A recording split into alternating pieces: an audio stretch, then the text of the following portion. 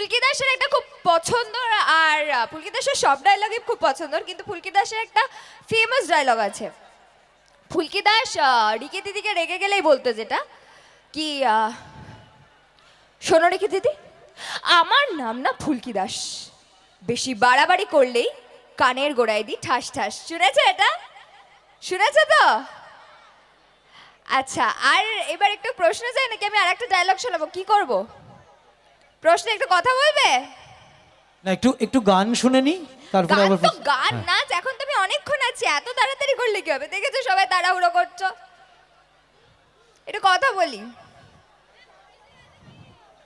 বলো। হ্যাঁ, জামাইবাবুকে তো মারতে হবেই, তাহলে আমার সিরিয়ালটাই শেষ হয়ে যাবে। এখন কিছুদিন থাকি আর।